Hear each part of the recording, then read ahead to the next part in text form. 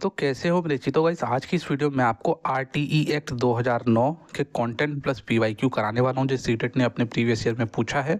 Guys, ये जो video है पेपर 1 और 2 की जो तैयारी बच्चे कर रहे हैं उनके लिए बहुत ज़्यादा इंपॉर्टेंट है। वीडियो को शुरू करने से पहले मैं आपको बता देता हूँ कि हमने जो है वाइगॉस्की, पियाजे, Kohlberg, multiple intelligence, Howard Gardner की थ्योरी, ये सारी थ्योरी हमने ऑलरेडी करा रखी है। इस वीडियो के डिस्क्रिप्शन बॉक्स में आपको उन सारी वीडियोज़ के लिंक मिल जाएंगे। अब देखो, कोई भी टॉपिक शुरू करने से पहले उसका बेसिक्स हमको मालूम होना चाहिए कि आरटीई एक्ट होता क्या है, यानी कि शिक्षा का अधिकार अधिनियम क्या है। जैसे कि नाम ही से पता है, इसमें जो है चल रहा है शिक्षा का अधिकार, यानी कि ये एक प्रकार का कानून बनाया गया 2009 में, और इस कानून के तहत जो है सभी बच्चों के लिए जो है, सभी नागरिकों के लिए जो है शिक्षा को जो है क्या कर दिया, मुफ्त एवं अनिवार्य कर दिया। तो देख लेते हैं शिक्षा का अधिकार अधिनियम 2009 क्या है। आरटीई एक्ट एक महत्वपूर्ण कानून है। ये 6 से 14 साल तक के बच्चों के लिए जो है मुफ्त एवं अनिवार्य शिक्षा का प्रावधान करता है। यानी कि जो बच्चा 6 साल का हो गया है, अब तो खैर उसको 3 से 18 कर दिया है, लेकिन ये 2009 की मैं बता रहा हूँ, तो 6 से 14 साल तक के बच्चों के लिए जो है मुफ्त एवं अनिवार्य शिक्षा कर दिया। यदि उसके पेरेंट्स उसको नहीं भेजते हैं और किसी ने कंप्लेंट कर दी उनके ऊपर, तो उनके पेरेंट्स को जेल भी हो सकती है। इसमें प्रावधान है इस चीज का। उसके बाद यह अधिनियम सुनिश्चित करता है कि बच्चों को मुफ्त एवं गुणवत्तापूर्ण शिक्षा मिले और बच्चों के साथ किसी भी प्रकार का भेदभाव प्राइवेट स्कूल द्वारा ना किया जा सके। आप सभी को पता है प्राइवेट स्कूल है और सरकारी स्कूल है, तो ये जो है ना, ये बेसिकली ज़्यादातर ना प्राइवेट स्कूल के लिए जो है, मतलब उस पर बेसिकली जोर दिया गया, क्योंकि प्राइवेट स्कूल ही अपनी मनमानी करते हैं। गवर्नमेंट स्कूल क्या ही मनमानी करेंगे, आप खुद सोचो। गवर्नमेंट स्कूल में तो सब कुछ फ्री रहता ही है। प्राइवेट स्कूल अपनी मनमानी ना करे और जो शिक्षा का जो स्तर है वो बना रहे, इसके लिए जो है राइट टू एजुकेशन एक्ट लाया गया। प्राइवेट स्कूल नहीं, और भी काफ़ी सारी चीज़ें इसमें पॉइंट है, इसमें जो है ऐड किए गए हैं। उसके बाद इससे रिलेटेड एक इंपॉर्टेंट क्वेश्चन है, आरटीई एक्ट 2009 के तहत प्राथमिक शिक्षा का लक्ष्य क्या है, आपको लक्ष्य बताना है। तो प्राथमिक शिक्षा का लक्ष्य क्या है? उच्च गुणवत्ता वाली शिक्षा का विस्तार करना, सभी बच्चों के लिए मुफ्त एवं अनिवार्य शिक्षा करना, केवल सरकारी स्कूलों में शिक्षा देना, केवल पिछड़े वर्गों के बच्चों को शिक्षा देना। तो इसका जो करेक्ट आंसर है, अभी मैंने आपको पीछे बताया ही है, सभी बच्चे को जो है मुफ्त एवं अनिवार्य शिक्षा प्रदान करना। आरटीई एक्ट 2009 का ये प्रावधान है। प्राथमिक लक्ष्य, उद्देश्य भी बोल सकते हो इसको आप। उसके बाद जो सेकंड क्वेश्चन है, आरटीई एक्ट, आरटीई का मतलब होता है राइट टू एजुकेशन एक्ट 2009 के तहत कितनी आयु के बच्चे को शिक्षा के अधिकार के तहत कवर किया जाएगा। तो अभी पीछे बताइए, ये है मैंने आपको 6 से 14 वर्ष तक के बच्चों को जो है शिक्षा के अधिकार अधिनियम के अंतर्गत कवर किया जाएगा। लेकिन अब तो इसको खैर इसको भी अपडेट कर रहे हैं। अब 3 वर्ष से लेके जो नया फॉर्मेट हमारा आया है, नेशनल एजुकेशन पॉलिसी मैंने आपको पढ़ाया है, ये 2020 वाला। उसके बाद है, अब यह एक्ट 2009 में बना और 1 अप्रैल 2010 को पूरे भारतवर्ष में लागू हुआ, सिर्फ जम्मू कश्मीर को छोड़कर। जम्मू कश्मीर में कब लागू हुआ? 2019, क्योंकि आप सभी को पता है जम्मू कश्मीर जो है थोड़ा सा मतलब उनको जो है मतलब विशेष प्रावधान किया गया, भारत के ही है वो, परंतु उनके लिए थोड़ा सा नियम कानून जो है भारत वाले लागू नहीं होते, थोड़ा सा उनके लिए जो है छूट दे रखी है। तो जम्मू कश्मीर में कब हुआ था? 2019 में लागू हुआ है। आरटीई एक्ट 2009 में कुल कितने खंड है? 38 खंड, यानी कि सेक्शन है, 38 सेक्शन है और 7 चैप्टर यानी कि 7 अध्याय हैं। ये इतना बड़ा खंड है, तो सोचो मैं जो ये वीडियो आपको बना रहा हूँ, तो सोचो कितना कंसाइज वे में मैं आपको बना के दे रहा हूँ। यानी कि मेरा सिर्फ फोकस है कि सीटेट में जो क्वेश्चन पूछे गए हैं प्रीवियस ईयर में, उन्हीं को मैं आपको बना के दूं। ये अगर मैं 7 चैप्टर पढ़ाने लगूँ तो फिर तो हो गया आपका, इतना तो आपने डीएलएड या बीएड में भी नहीं पढ़ा होगा। उसके बाद संविधान का 86वां संशोधन 2002 में आर्टिकल 21A के तहत सभी को मुफ्त एवं अनिवार्य शिक्षा, फ्री एंड कंपल्सरी एजुकेशन का प्रावधान किया गया है। यानी कि हुआ था क्या कि 2002 में ना हमारे संविधान में संशोधन हुआ था। कौन सा संशोधन? 86वां संशोधन हुआ था। उसके अंतर्गत क्या हुआ, जो हमारा आर्टिकल 21 है ना, इसके अंदर इस चीज को ऐड किया गया, जो शिक्षा से रिलेटेड है, इसके अंदर ये ऐड किया गया कि सभी बच्चे को जो है फ्री एंड कंपल्सरी एजुकेशन का जो है प्रावधान किया जाए, ताकि जो है बच्चे का विकास हो सके और वो अपने जीवन में कुछ आगे कर सके।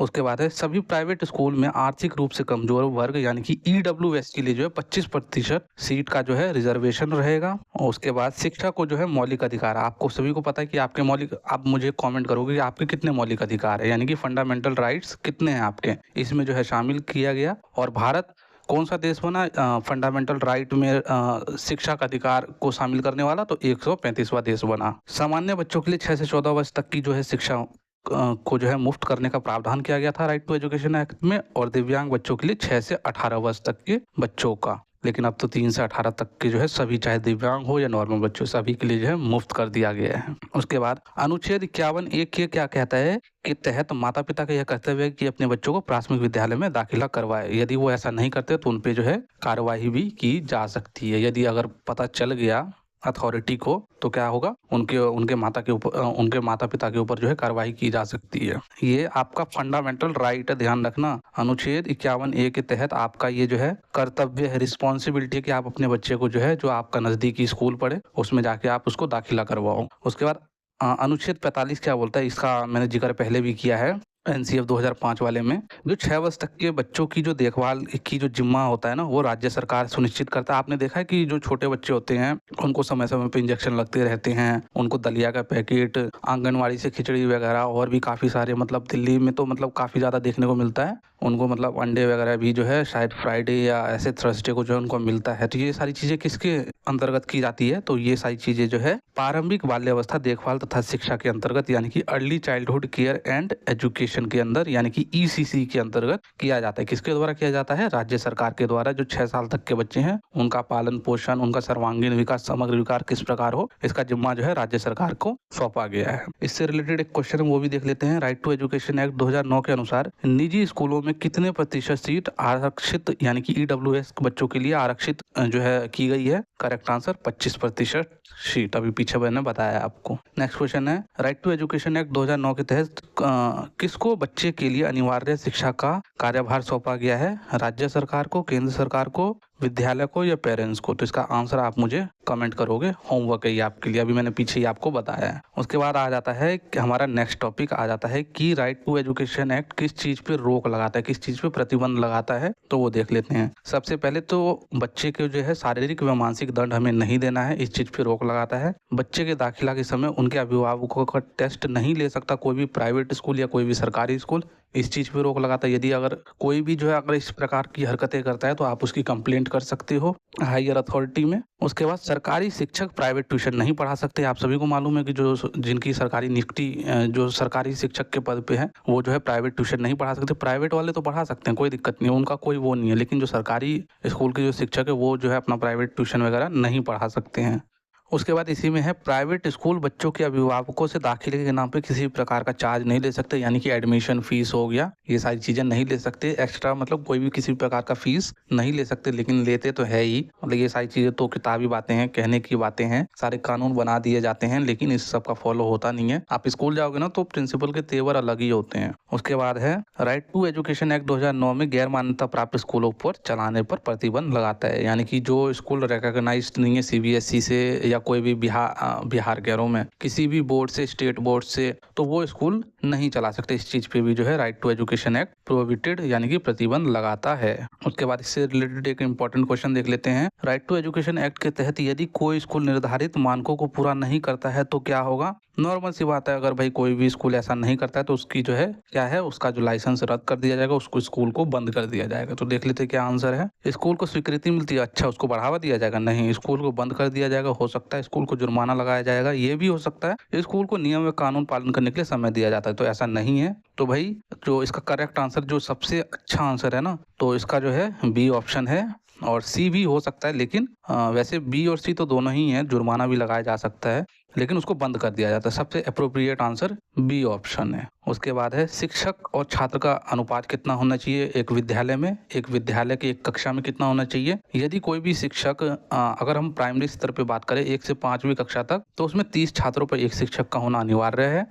और यदि मिडिल स्टेज की बात करें 6 से 8वीं तक में, तो 35 छात्रों पे एक शिक्षक का होना अनिवार्य है। उसके बाद यदि किसी भी स्कूल में 91 से 120 बच्चे हैं तो उसमें 4 शिक्षक का होना अनिवार्य है। और 121 से 200 छात्र अगर किसी भी स्कूल में है तो उसमें जो है 5 शिक्षक प्लस 1 प्रिंसिपल का होना अध्यापक कह रहा हूँ, अनिवार्य है। ठीक है भाई, कंपलसरी है ये जो है शिक्षक छात्र का अनुपात रेशियो है। इससे रिलेटेड एक इम्पॉर्टेंट क्वेश्चन है, ये आप मुझे होमवर्क, आपके लिए होमवर्क है, यह भी मैंने पीछे बताया। ये RTE एक्ट 2009 के तहत प्राथमिक विद्यालयों में शिक्षक छात्र का अनुपात रेशियो कितना होना चाहिए, होमवर्क आपके लिए। उसके बाद school working days and hours, यानी कि विद्यालय के कार्य दिवस कितने होने चाहिए और कितने घंटे शिक्षक काम करेगा, ये सारी चीज़ें। यदि हम प्राइमरी स्तर की बात करें, यानी कि कक्षा 1 से 5वीं तक में, तो 200 कार्य दिवस, यानी कि 365 दिन में 200 कार्य दिवस होना चाहिए। एक साल में 800 घंटे काम होने चाहिए, यानी कि एक साल में 800 घंटे जो है क्लासेस होनी चाहिए। एक साल में बता रहा हूँ, यानी कि 200 दिन में। उसके बाद है कक्षा 6ठी से 8वीं में 220 कार्य दिवस, यानी कि 220 दिन जो है स्कूल खुला रहेगा। और कार्य घंटे की बात करें तो 1000 घंटे एक साल में होना चाहिए। शिक्षकों के लिए प्रति सप्ताह काम करने की जो घंटे की जो न्यूनतम संख्या है वो कितनी निर्धारित की है, 45 घंटे। इसमें उसका जो है TLM वगैरह जो बनाते हैं, टीचिंग लर्निंग मटेरियल वगैरह, ऐसा तो कुछ बनाते हैं नहीं, वो तो खैर जिस दिन इंस्पेक्शन होता है उस दिन वो बस बनाते हैं, बाकी कोई नहीं बनाता है। सब धूप सेकते हैं, स्वेटर बुनते हैं यूपी बिहार के स्कूलों में। तो 45 घंटे जो है एक हफ्ते में निर्धारित किया गया है। एक सप्ताह लिखा है ना, प्रति सप्ताह 45 घंटे का प्रावधान किया गया है। उसके बाद इसी टॉपिक से संबंधित एक महत्वपूर्ण प्रश्न है, RTE एक्ट 2009 के तहत कक्षा 1 से 5वीं के लिए एक वर्ष में न्यूनतम कितने कार्य दिवस वर्किंग डेज होना चाहिए। अभी मैंने आपको बताया है, 1 से 5वीं पूछा ना, 1 से 5वीं में कितना है, 200 दिन, और 6ठी से 8वीं में 220 दिन। ठीक है। उसके बाद है कुछ अन्य पॉइंट की ओर हम बढ़ जाते हैं जो इम्पोर्टेंट है सीटेट की दृष्टि से। सभी स्कूल में एक लाइब्रेरी होना आवश्यक है। ऐसे क्वेश्चन जो है, ये जो पॉइंट बता रहा हूँ ना, ये ऐसे वाले जो है ना, ये आपको असर्शन एंड रीजनिंग में पूछे जा सकते हैं। उसके बाद लड़का लड़की के लिए अलग वॉशरूम की सुविधा होनी चाहिए एक स्कूल में। उसके बाद पीने के लिए स्वच्छ पेयजल की सुविधा होनी चाहिए। प्रत्येक शिक्षक के लिए कम से कम एक कक्षा का एक क्लासरूम होना चाहिए। एक कार्यालय, एक स्टोर व मुख्य शिक्षक के लिए एक प्रिंसिपल रूम अलग से होना चाहिए। उसके बाद है RTE 2009 स्कूल प्रतिबंधित समिति, स्कूल मैनेजमेंट कमेटी, यानी कि स्कूल प्रबंधन समिति, यानी कि स्कूल मैनेजमेंट कमेटी के गठन को अनिवार्य कर दिया। यानी कि RTE 2009 में जो है इस चीज़ का प्रावधान कर दिया गया कि हर एक स्कूल में जो है SMC कमेटी बनाई जाएगी, और ये जो है अनिवार्य रूप से बनाई जाएगी। इसमें क्या होता है, जिसमें बच्चों के अभिभावकों की संख्या 75% होगी, यानी कि अगर 100 मेंबर है तो 100 में 75 मेंबर बच्चों के पेरेंट्स होंगे, और अन्य 25% में 1/3 शिक्षक होंगे, 1/3 बच्चों के पड़ोसी होंगे, और 1/3 SMC के द्वारा चुने गए मेंबर होंगे।